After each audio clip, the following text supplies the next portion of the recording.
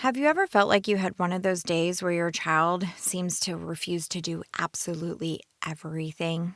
Getting dressed is a battle, schoolwork turns into a standoff, even brushing your teeth becomes a full-blown power struggle. If you're raising a strong-willed or neurodivergent child, refusal can feel exhausting and confusing.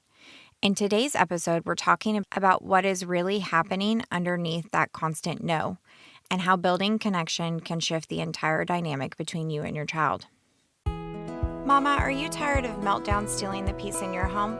Welcome to Parenting Beyond Meltdowns. I'm Amanda, a Christian life coach and a mom of a strong-willed neurospicy teen. If you've tried everything from consequences, parenting books, crying out to the Father, and still feel like you're failing, you're not alone. Inside this podcast, we'll explore how faith, emotional regulation, and connection work together so that you can parent from a place of peace, even in the hardest moments. You don't have to hold it all together here. This is a safe space to lay it all down. Welcome. Before we jump into today's episode, I want to take a moment to speak to the mama who feels like everything with her child has turned into a power struggle. Maybe brushing teeth turns into a battle, chores become a standoff, and simple requests are met with immediate refusal. Over time, you start wondering, why does everything feel so hard?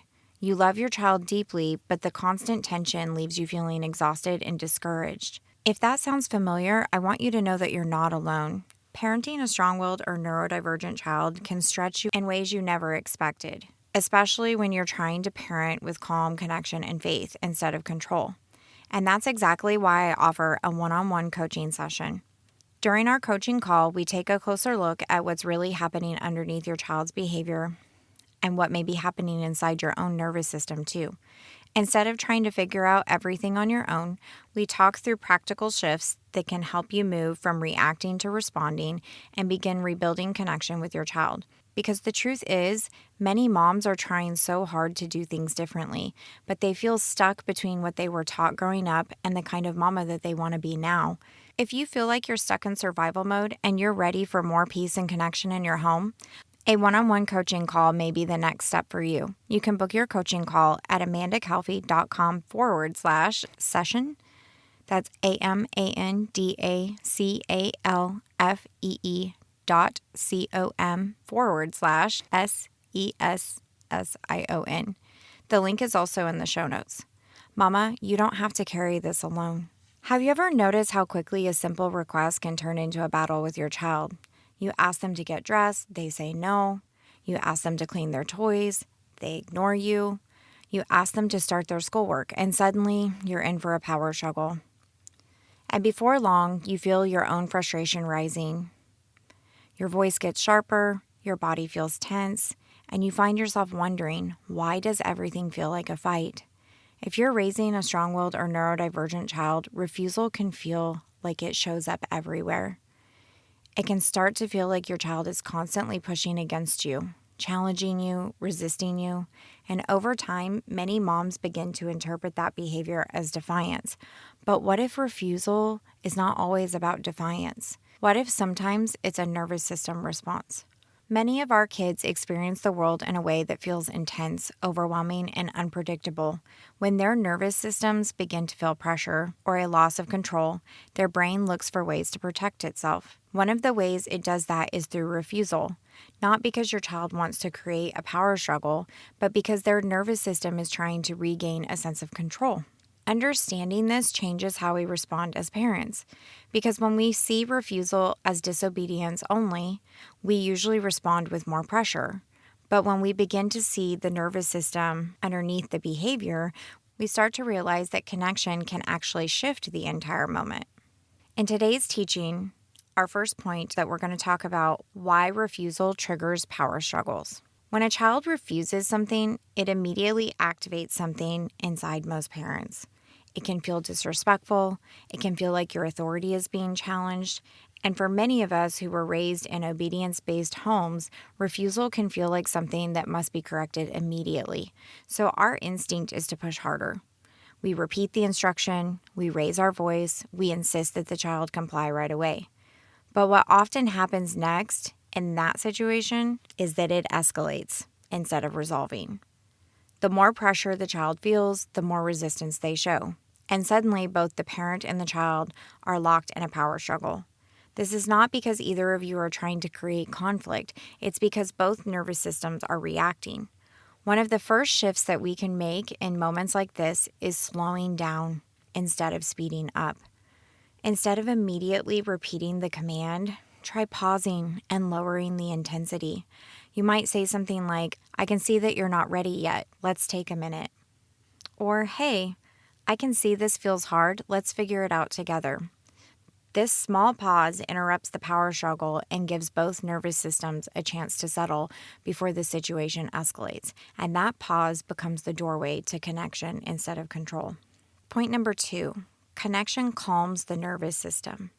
When a child's nervous system feels overwhelmed, pressured, or out of control, connection becomes one of the most powerful tools we have as parents.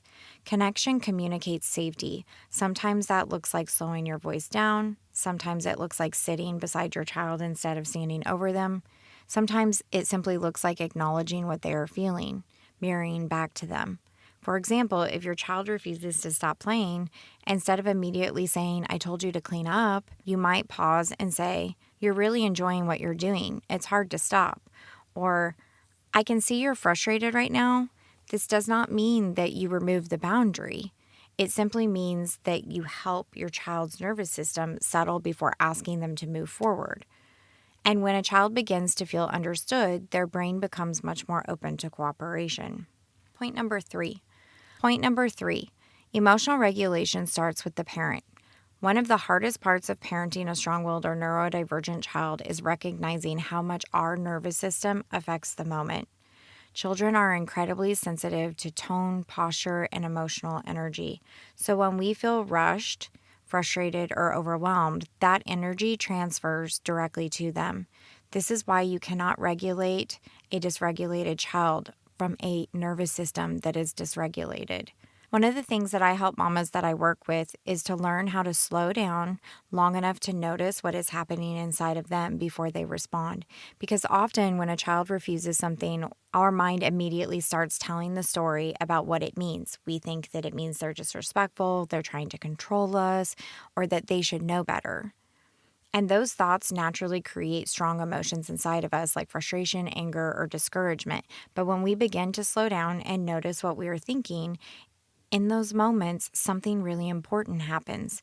We begin to realize that the way we were interpreting our child's behavior is shaping how we feel and how we respond. So, one of the shifts that we practice is gently reframing those moments. Instead of immediately thinking, my child is trying to challenge me, we begin asking, what might my child be struggling with right now? Or what could be going on underneath this behavior? That shift in perspective often softens the intensity of the moment. And when the intensity inside of us softens, our response towards our child begins to change. Over time, as mamas practice noticing their thoughts and choosing new ones that are more grounded in truth and compassion, they find that their reactions begin to change naturally. And that shift inside the parent becomes one of the most powerful ways to bring calm back to the relationship. Point number 4, connection before correction. Connection does not mean removing boundaries. Your expectations still matter, but when connection comes first, correction becomes easier for the child to receive. For example, instead of immediately saying, pick up those toys right now, you might first connect with your child saying, hey, come show me what you're building. And then after that moment of connection, you can say, okay, now it's time to clean up before dinner. Or if a child refuses to start schoolwork, you might say, let's sit together for the first question. Instead of trying to force compliance, you are guiding them forward through relationship. Over time, these small moments can reduce power struggles because the child begins to feel supported instead of controlled. Now, I've seen this in my own life, and we lowered a lot of demands with my son. And so a lot of these things, even some of the things I mentioned, if you have a child with PDA, this would still come across as a demand to them. But the more that I've noticed that with my son, that I've built connection with him and I have created emotional safety within his brain, the more that I have noticed that he's more willing to do what I ask when it comes to chores or showers, brushing teeth. Some of those things he just also did not want to do and did not do. It might take a couple of days to get the cat litter done. It might take a couple of days for the living room to get swept. You have to find what you feel like works for you and your family. We went pretty low demand to get ourselves out of burnout as a family. And then we worked, like I said, on building that connection and attachment. And when we did that, that is where we saw, like I said, a lot of safety and trust built between us and our relationship.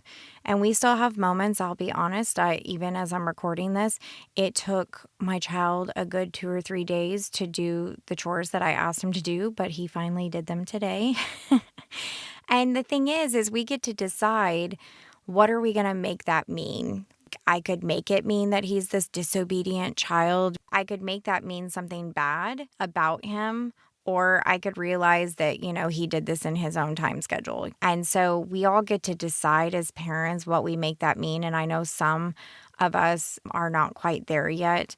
I just want to open you up to that idea of that we get to decide at the end of the day what we're making these things mean.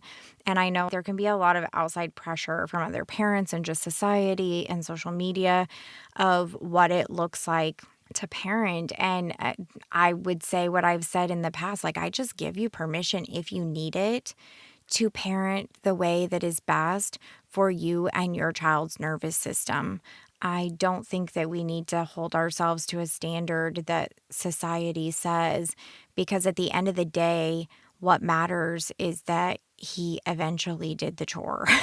You know what I'm saying? And the thing is that we're at the end of the school year, and I do kind of think maybe he's kind of starting to burn out. That's something that I can notice about his nervous system, is that he's starting to get, I would say, within his nervous system, it's getting tired. He's done a lot of going to school Monday through Friday and doing his schoolwork at school and complying with rules at school. And so because he does that at school, home tends to be the place where I can show him some grace because of all the hard things he has been doing. And sometimes I don't think we look at it like that. But when we have kids that their nervous systems are dysregulated, and when people requesting things or demanding things of them feels like a demand to their system and to their nervous system, we have to think about going to school can be really heavy. And so when they come home, they might be feeling and acting out of control because this is their safe space that they feel like they can actually let go and be themselves. And I know that's not always fun for us as parents, but I think that if we can have that perspective and realize that not everything that is happening is actually about us. Today I want to look at our faith anchor, which is James 1:19, and it says, "Everyone should be quick to listen, slow to speak, and slow to become angry." And I believe that this verse is reminding us that slowing down matters. When we pause and we listen and we respond with gentleness instead of reacting quickly in frustration, we create space for wisdom to guide our parenting. The Father's design for relationships has always been centered around connection, patience, and, let's admit it, long suffering. And I hesitated to put that one in there. I was like, well, we could probably say kindness or maybe even gentleness again. But I do think that as parents, we do need to remember that long suffering is one of the fruits of the Spirit also, because long suffering is part of the deal.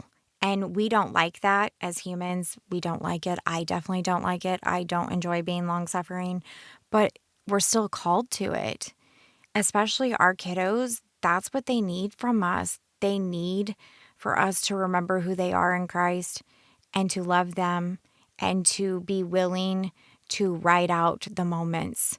And I know that that's not always fun. And I know that there are some kids who can be violent. And I am not saying if your child is a child that tends to act out in violence, I am not saying to allow your child to abuse you. I am not saying that at all. I'm just saying that we have to realize that we're the parents and that sometimes that looks like us being the ones that have to hang in there longer than expecting or putting that on our child. And I say that with so much love because I know it can be hard. I've literally lived it. And I will tell you, just this week alone, the amount of long suffering that I feel like I have gone through it's not been fun. But at the same time, I've also been apologized to twice this week with no prompting because he realized that, and I talked about this in last week's episode, but because I've built this connection with him, he realizes now when he's done something wrong and he's willing to apologize and take responsibility for that. And that right there, that's worth all the long suffering because it's created character in him that he is willing to come and admit that he did something wrong and take responsibility for it. And so that's something I want you to hold on to for hope for the future. If that's not what's happening with you right now, I want you to know that it is possible. So when we anchor ourselves in the truth that the Father designed relationships around connection, patience, and long suffering, we can anchor ourselves in that truth and we begin to show up differently with our children. I think we begin to exhibit all fruits of the Spirit with them. So the challenge this week, I want to invite you to notice one moment when your child refuses something. Instead of immediately pushing harder, try and pause first to ask the Father how he sees your child in this moment. How does he see them? And then respond with connection. And you might say something like, I can see this is really hard for you right now. Notice what happens when that moment begins with connection instead of pressure. You may be surprised how much that small shift changes the dynamic. If you want to go deeper into encouragement like this, join my Insiders list. It's where I share faith-filled reminders, emotional regulation tips, and real-life tools to help you stay anchored in who God says you are. The link is in the show notes today. Hey, sweet mama, I hope you loved today's episode. Can you do me a favor? If this episode spoke to your heart, would you take 30 seconds and share it with a mama in your life who needs to know they are not alone? Also, would you leave a quick review on Apple Podcasts for me? It blesses my heart to know that this show is giving you hope in hard moments. All right, I'm off to grab some protein because love and grace flows easier when you're not just running on fumes and coffee. I'll meet you back here next week for another honest and hope-filled conversation. In the meantime, mama, stay rooted in faith and anchored in love.